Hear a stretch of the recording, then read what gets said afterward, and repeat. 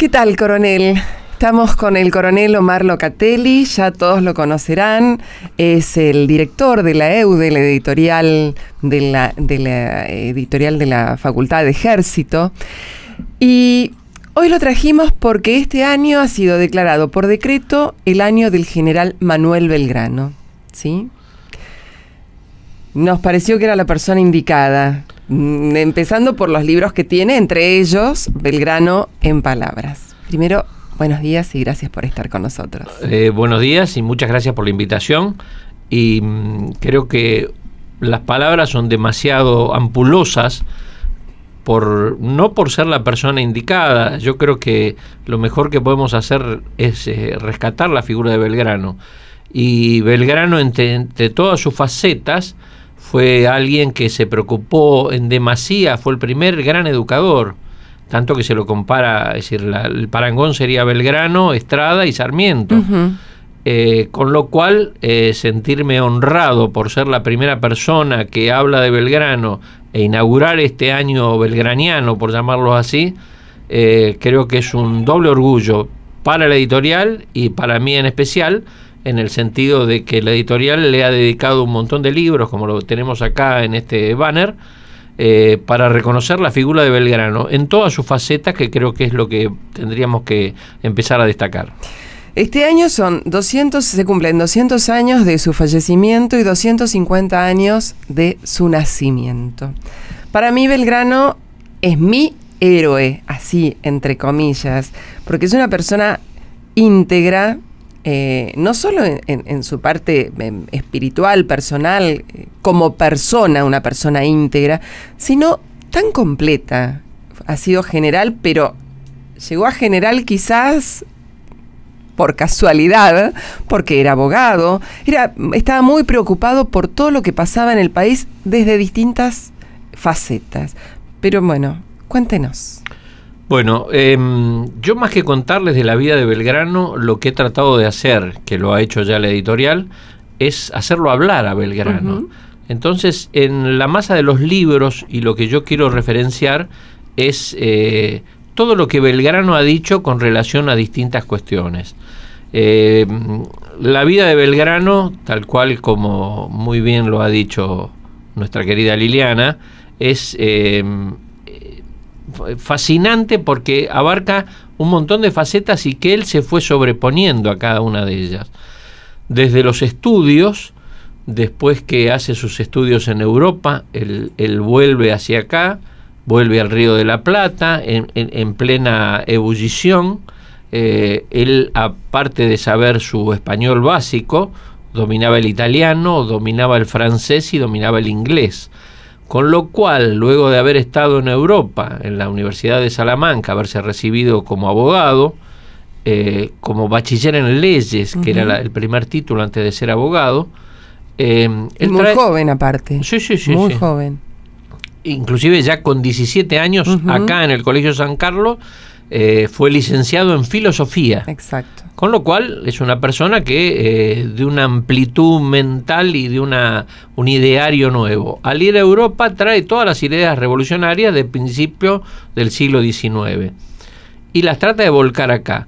Su primera etapa, por llamarlo así, de su vida profesional o su interés por el país está vinculado a lo que es el consulado. El virrey lo nombra secretario perpetuo de ese consulado, y estando en el consulado él se dedica a darse, mejor dicho, él se da cuenta de que lo necesario que era establecer una forma de comercio para que los propios comerciantes y la industria nacional empezara a desarrollarse.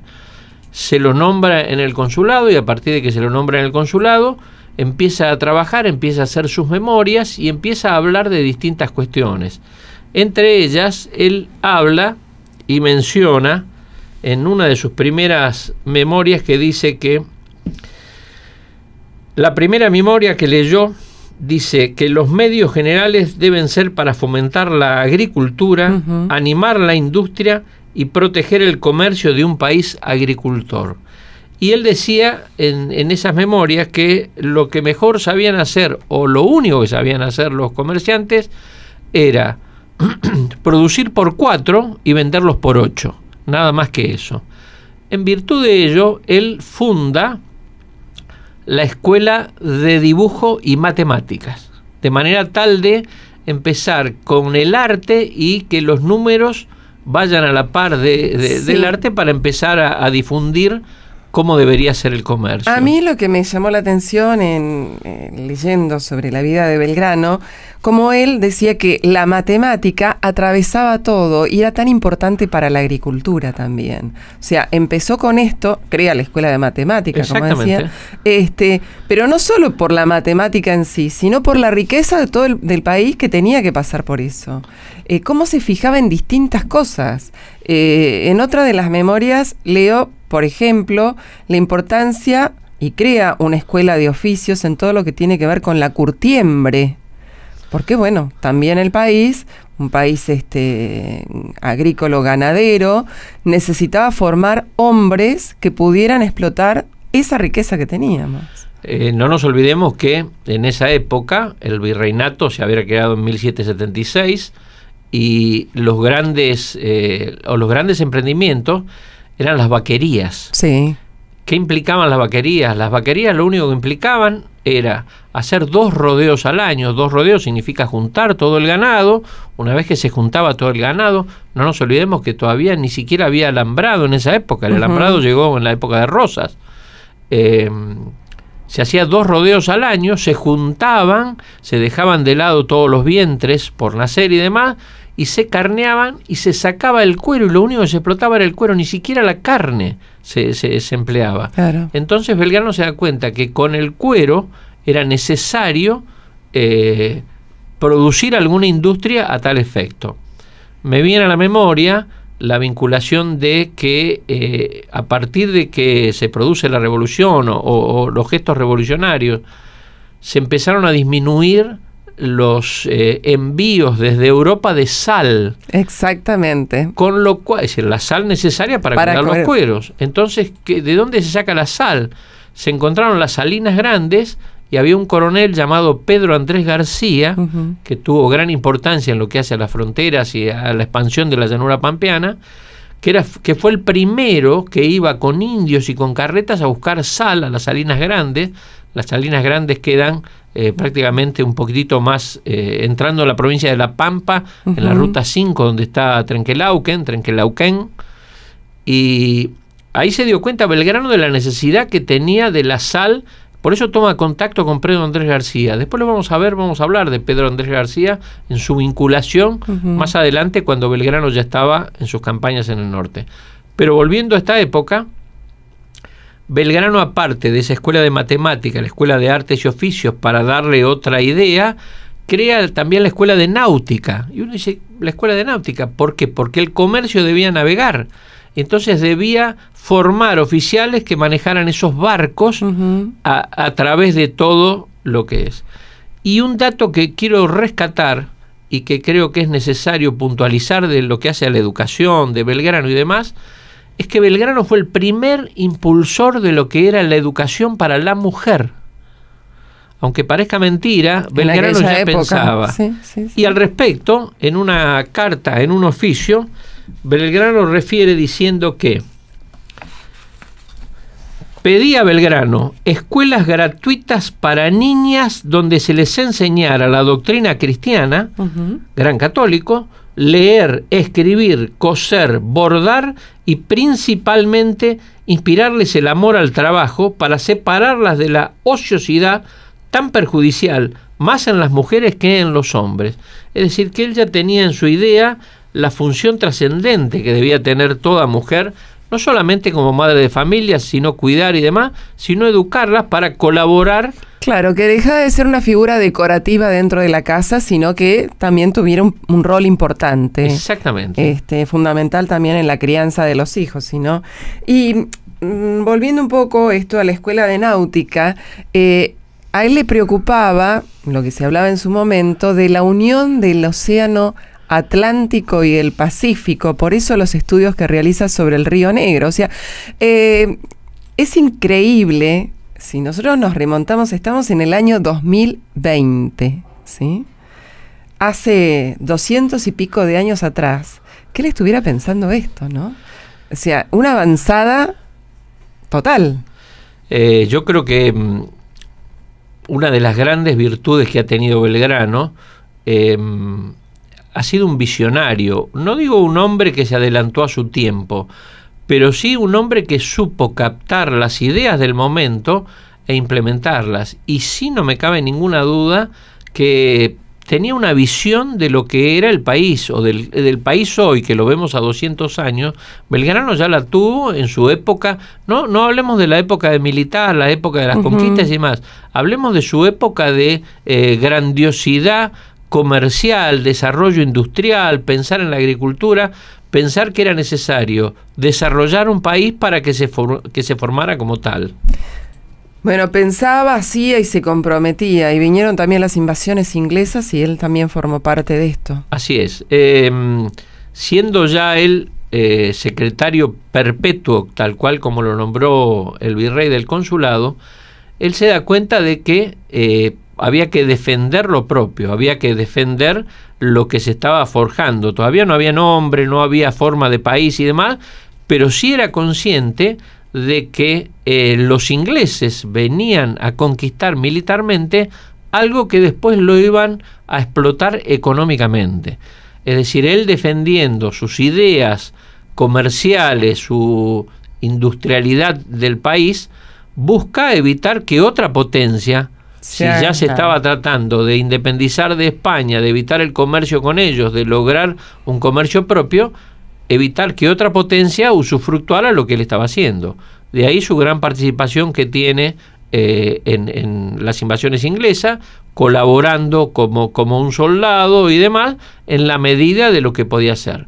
No obstante, él, pasadas las invasiones inglesas, el virrey Cisneros ya le pide que funde un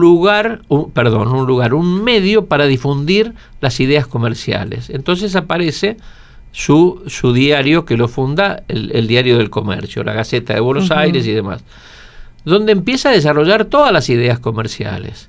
Y ahí es donde el hombre, el cónsul, ¿no es cierto? El cónsul es la palabra que se utilizaba para ser el responsable de todos los negocios y demás, empieza a desarrollar un espacio donde insuflar las distintas ideas para promover que todos los comerciantes trabajaran en pos del país y no en pos del beneficio propio.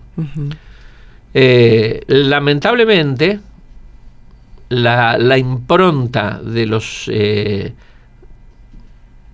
habitantes de ese momento, venidos de España, buscaban el beneficio propio, la riqueza familiar y no la riqueza del país, tal cual ha sucedido en otras formas de colonización de los distintos países.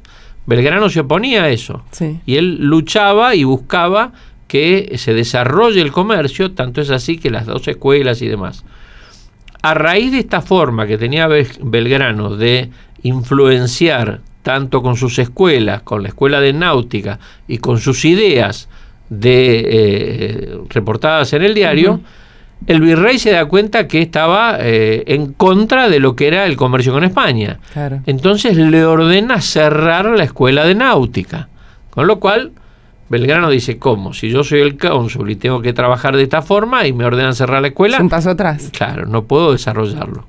No obstante, Belgrano siguió insistiendo y siguió avanzando. Obviamente llega la Revolución de Mayo.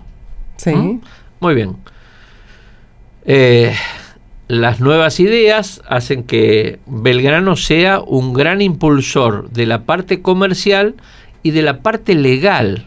Por eso él... Claro, era el abogado, así que conocía de qué se trataba. Muy bien. A partir de ahí empieza una faceta de Belgrano totalmente distinta a lo que él estaba acostumbrado, porque empiezan a buscar quienes pudieran ir a diseminar las ideas de libertad en todos los países vecinos. Entonces había pocos militares en esa época, y los militares habían surgido dentro de lo que fue las invasiones inglesas, claro, la gente que estaba ahí, y entonces se lo nombra, se le pregunta si estaba de acuerdo para ir a ir al Paraguay a diseminar las expediciones. Ideas. Una expedición iba a ir al norte y otra expedición iba a ir al Paraguay. camino al Paraguay, se da cuenta que es necesario, no solamente militarmente, comenzar a fundar ciudades, porque era necesario en ese momento establecer esas ideas de libertad. Y camino al Paraguay funda Curuzucuatiá y Mandisoví. Y lo que es novedoso es cómo él tiene a mano siempre sus ideas libertarias. Y tiene una forma de manejar todo eso. Y él dice, cuando funda Curuzucuatiá: traigo la paz, la unión, la amistad en mis manos para los que me reciban como deben. Del mismo modo traigo la guerra y la desolación para los que quieran aquellos bienes. Él, si bien podemos llegar a decir que era un militar improvisado, él tenía sus ideas libertarias arraigadas, pero sus ideas civiles, por eso es que habla de este modo, es decir, no busca el enfrentamiento, busca... No, yo creo que era un hombre de paz que se ve en tener que tomar la decisión, o sea, para conseguir la paz, bueno, tener que actuar, pero sus ideales eran de paz. Totalmente. Creo yo que, más allá de que ser un hombre de paz, era podría llegar a decirlo un pragmático. No quiero llegar a ponerle el mote de un estadista que sabe que lo que se sucede en ese momento, pero sí un pragmático que vio la necesidad de ir al Paraguay sin ser militar y desarrolla eso. Por eso que a lo largo del camino va y produce. Las acciones militares en el Paraguay le son adversas. Está la famosa acción, primero Paraguarí y después, y termina en Tacuarí, el famoso tamborcito de Tacuarí, cuando Belgrano, con apenas 600 hombres, enfrenta a 2.000 paraguayos y logra una tregua que le permite regresar sin demasiadas bajas y demás. No obstante eso, él deja la semilla de la libertad sembrada en el Paraguay. Y aparte, luego de esta acción, vuelve hacia Buenos Aires, lo mandan en otra expedición militar hacia el Uruguay, donde se lo juzga porque había sido derrotado y demás, sale absuelto sin ningún problema, y lo mandan como diplomático nuevamente al Paraguay, ya no como militar, sino a ver cómo desarrollaban esas ideas. Por eso la vida de Belgrano es una vida fascinante por todo lo que él ha hecho y por todo lo que él ha enseñado. Eso es una de las cuestiones fundamentales que hay que tener en cuenta. Bueno, y hacemos acá una pequeña pausa y seguimos charlando. ¿Cómo no? Y continuamos aquí con el coronel Omar Locatelli, director de EUDE, la editorial del Ejército. Y bueno, hablando, por supuesto, de nuestro gran héroe nacional como es el general Manuel Belgrano. Y habíamos llegado hasta la campaña del Paraguay. Así es. ¿Sí? Yo quisiera referirme a la campaña del Paraguay, lo que dice Belgrano, más allá de su cuestión militar, empezar a rescatar el pensamiento de Belgrano. Y él escribe en sus memorias: la Junta puso sus miras en mí para mandarme con la expedición auxiliadora como representante y general en jefe de ella. Admití, porque no se creyese que repugnaba a los riesgos, que solo quería disfrutar de la capital y también porque entreveía una semilla de desunión entre los vocales mismos, que yo no podía atajar, y deseaba hallarme en un servicio activo. Sin embargo, que mis conocimientos militares eran muy cortos, pues también me había persuadido que el partido de la revolución sería grande, muy en ello de que los americanos, al solo oír libertad, aspirarían a conseguirla. Esto muestra el desinterés propio de Belgrano por la honra, por el honor, y sí el altruismo que tenía él por la revolución libertadora, sí, y por unificar, que en ese momento la Junta estaba un poquitito desunida por los diferentes tipos de ideales que pugnaban en ello. Seguro. Increíble, increíble. Es un hombre de... Yo no sé si decir de avanzada, pero porque hoy, año 2020, necesitaríamos gente así. Con ese desapego a los intereses personales y en búsqueda de un mejoramiento, ¿no? Yo creo, volviendo al tema de los americanos, ya que creo yo que es un momento muy adecuado para magnificar las ideas que tenía Belgrano con relación a lo que es América y demás. Y sin seguir un ordenamiento cronológico, creo yo que hasta acá con la expedición del Paraguay para el programa de hoy sería interesante, es muy notorio ver cómo piensa Belgrano y cómo se refleja ese pensamiento en las cartas. Él expresó, es decir, cómo volvemos a traer el pensamiento de Belgrano a través de las cartas que le escribe tanto a San Martín como a Güemes, como a Chiclana cuando estaba en el norte. Y referido a los americanos, me gustaría relatar lo que él escribe en una carta. Recordemos que lo que tenemos acá es el libro justamente Belgrano en Palabras, que es un libro de la editorial de la EUDE, que pueden adquirirlo comunicándose aquí a la EUDE o solicitarlo también por correo. Muchísimas gracias. No, por favor. En una carta que le escribe a Güemes después de la independencia, le dice: qué bien nos haría el que no quedase un americano con el enemigo. No nos olvidemos que en las campañas libertadoras, en los ejércitos realistas que peleaban por mantener este territorio a favor de España, había muchos americanos que, si bien representaban a España, combatían en contra de los patriotas. Entonces él les vuelve a decir: qué bien nos haría el que no quedase un americano con el enemigo, pero somos tan sin sentimientos por la patria, estamos tan a oscuras de lo que vale ser parte de una nación, que me parece que aún ha de haber infinitos que prefieren padecer trabajos entre ellos a lograr comodidades entre nosotros si las hubiera. Si esto yo no lo dijera, que lo había escrito Belgrano en el año 1816, creo yo que podría caber para algún editorial de algún diario en el día de hoy. Discúlpenme que traiga esto, pero me parece que es una reflexión necesaria.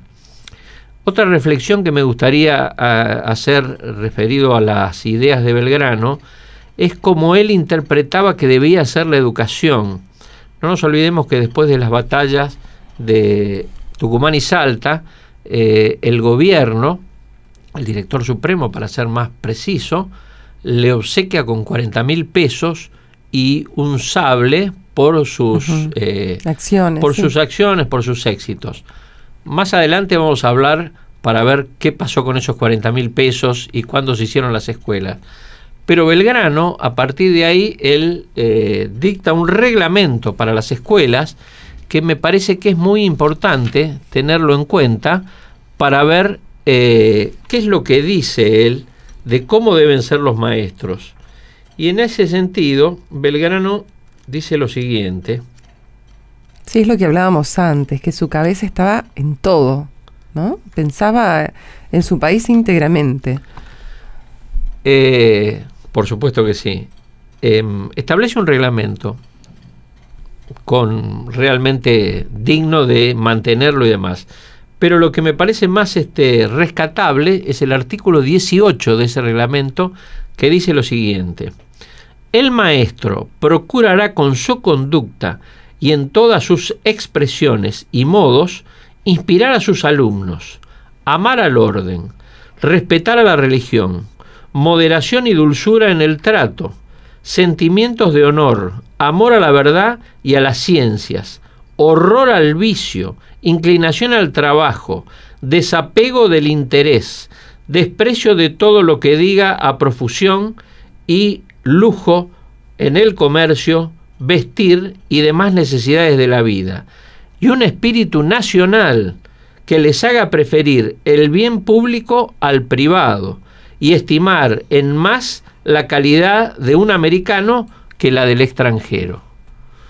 Debía ser un verdadero ejemplo, digamos, de crianza hacia al alumno, no solamente de aprendizaje, y enseñar con su ejemplo.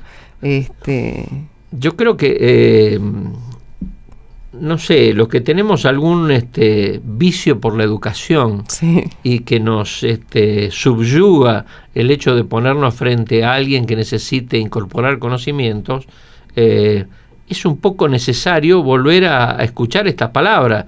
Vuelvo a insistir, esto fue escrito en Jujuy en mayo de 1813, aunque parezca mentira.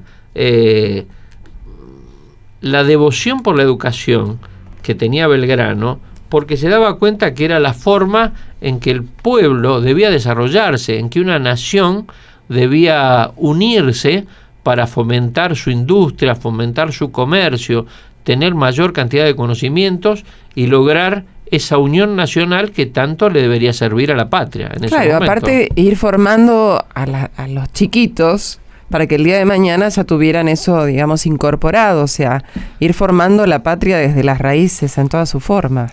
Yo creo que Belgrano, como lo charlábamos anteriormente, es una persona, no sé si se anticipó a su tiempo, pero sí que vio el pragmatismo que necesitaba ese momento para hacer evolucionar a una los primeros pasos que debe dar una nación para unir a sus habitantes. Más allá, después veremos cómo la inmigración influyó en todo lo que es el país y demás, pero para esos momentos donde que había que unificar los pueblos originarios con la gente venida de España, haciéndole sentir un sentimiento nacional, Belgrano era un faro de luz que iluminaba prácticamente lo que fue toda la revolución. No en vano, con muy buen criterio, fue nombrado el cónsul perpetuo, es decir, que ya tenía él la idea de cómo debía fomentarse y generar el comercio. Y yendo por último, para dejar alguna idea más para desarrollarlas más adelante, me gustaría ver o que ustedes escucharan en las palabras de Belgrano la humildad con que él se refiere a su persona con relación a San Martín. San Martín es quien lo rescata a Belgrano después de la independencia como el hombre que debería colaborar con él en toda su gesta. Entonces él le escribe a San Martín diciéndole que él no se sentía en esa calidad. Entonces le expresa distintas cuestiones que hacen que realmente tenga que tener en cuenta cómo debe ser un general. Y al respecto decía: